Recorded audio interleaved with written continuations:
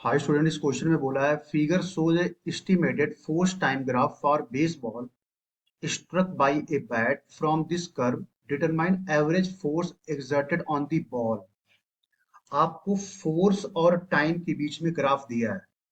तो फोर्स और टाइम के बीच अगर ग्राफ दिया है, उसका जब एरिया निकालोगे तो वो देगा change in momentum. F into D T जो होगा वो देगा change. F into D T जो है वो देगा चेंज इन मोमेंटम, और इसी को हम बोलते हैं इम्पल्स। इसी को बोलते हैं इम्पल्स। तो अगर हम इसके F into D T graph का एरिया निकालें तो एरिया ही जो होगा वो integration of F D T के बराबर हो जाएगा, area of F T curve.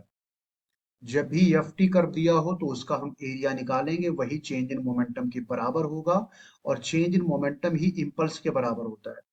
तो अगर हम इसका एरिया निकालें, ये ट्रेंगल दिख रहा है, ट्रेंगल का एरिया की अगर हम बात करें तो हाफ बेस।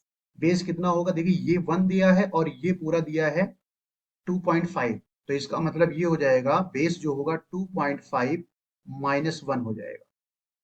इनटू हाइट कितना है, base half base into height होना चाहिए। तो हाइट है 18,000, यानी ये हो जाएगा इंटू 18,000। अब यहाँ पे 1/2 ऐसे रहेगा, 2.5 में से 1 घट जाएगा तो ये आ जाएगा 1.5 इंटू 18 इंटू 10⁻³ इसको हम लिख सकते हैं। अब इसको जब हम सॉल्व करेंगे तो ये आएगा 1.35 इंटू 10⁻⁴। ये आ जाएगा इम्पल्स। ये आ जाएगा इम्पल्स।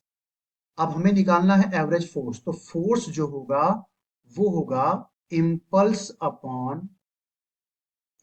Upon time taken.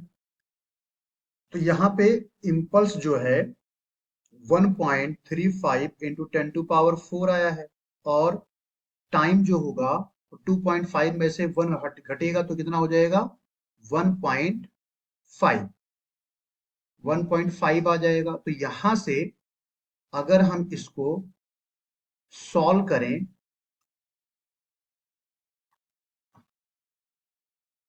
अब अगर इसको हम सॉल्व करें तो 1.35 अपॉन 1.5 ये हो जाएगा 9,000 के इक्वल, यानी कि इतना आंसर आ जाएगा। So A option is correct. Thank you.